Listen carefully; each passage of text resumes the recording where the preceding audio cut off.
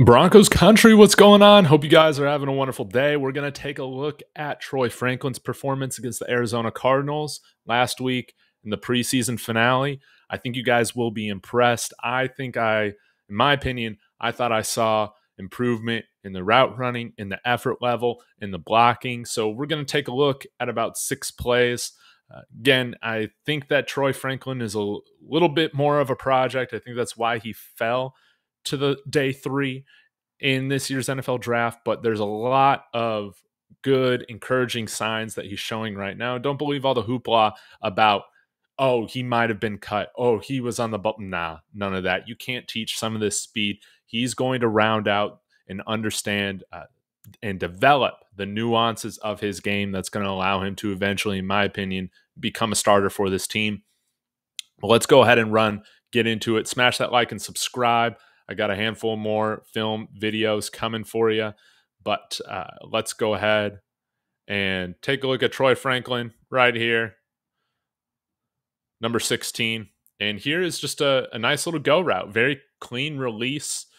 I believe they have one safety, or they kind of show one safety deep after the play, and one criticism or concern people have had with Troy Franklin has just been his release, physicality off the line, dealing with press. How's he going to do with that at the NFL level? Let's take a look with how this goes.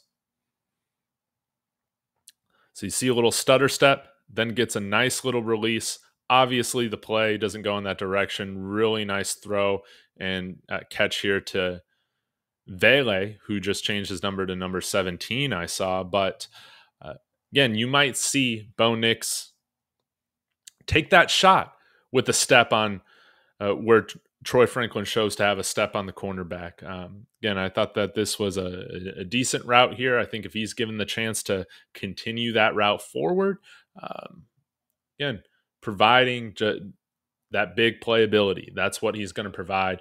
But biggest thing that I wanted to show here was just the fact that he doesn't allow the corner to get his arms on him. He provides a nice little clean release there, kind of slows up there after the play is kind of done. But again, the biggest thing that I'm paying attention to is the release there. Now, let's continue to move on.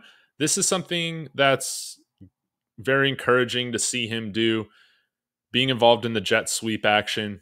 Of course, I was having PTSD. Was it Pat Shermer who always ran these jet sweeps with Noah Fant? Let's not ever do that again, please.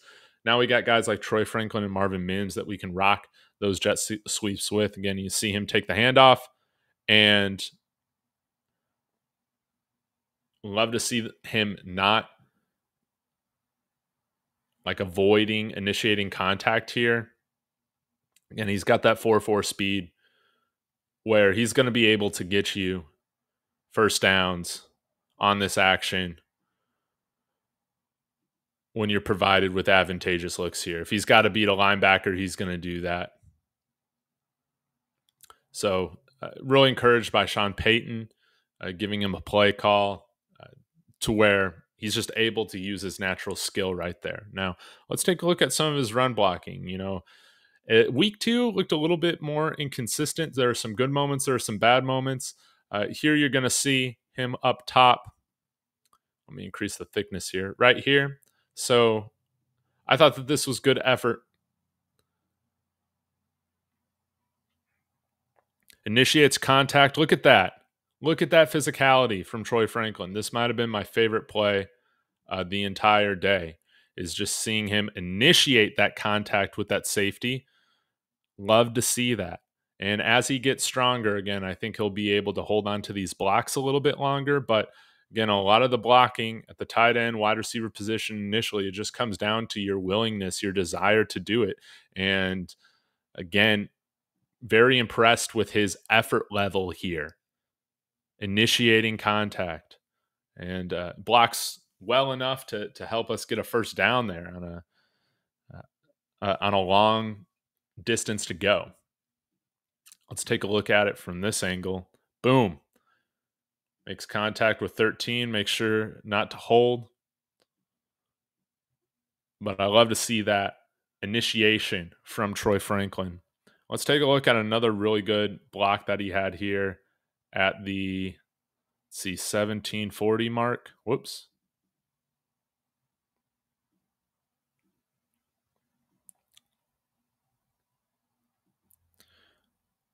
All right, take a look. This is where Zach Wilson ends up running.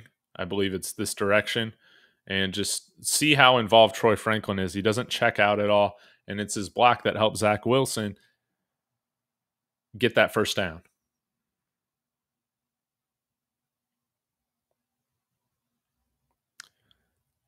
Look at that. Then pushing him back enough to where Zach Wilson's able to get that first down. Here you're going to get a nice little look at it. Again, continuing to keep his feet moving.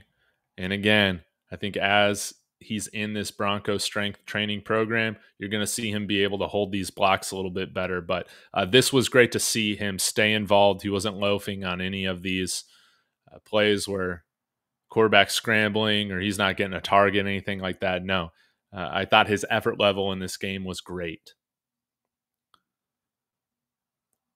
Let's go to the 22-15 mark.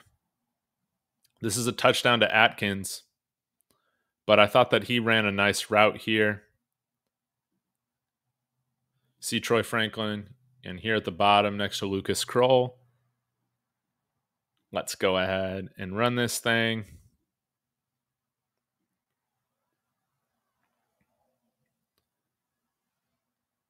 A nice little release. Look at that cut. Look at that cut on that route.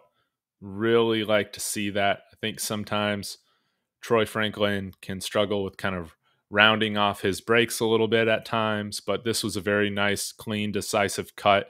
And if Zach Wilson is going through his progression, let's just say Atkins is blocked here, Troy Franklin is definitely well on his way to getting a touchdown here with how well he broke off of that man, number 26. Very impressed with this route. Boom. So it's about the nuances with Troy Franklin, but he can make some big plays even right now. Let's take a look at 28-40. And you'll see Troy Franklin here at the bottom, out wide. And this is a nice little 20-yard gain where he's finding that spot in the zone on that little post. Again, if you're not covering him in man, he's very quick enough to find these open spots in zone coverage. He's a zone buster. Is that a name given often? I don't know, but I like that. Maybe we can call him the zone buster, him and Marvin Mims.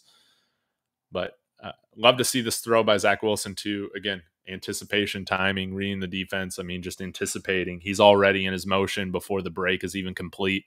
And a beautiful, beautiful pass on third down to Troy Franklin. And yeah, him and Mims. I mean, this is the issue when you have them on the field. Unless you're covering them in man, you're leaving yourself susceptible to get beat in zone coverage just because of how quick they can get to certain spots. Beautiful. And lastly, let's take another look at a nice release here at the 50-25 mark. Nice little release here. I believe this is a go route.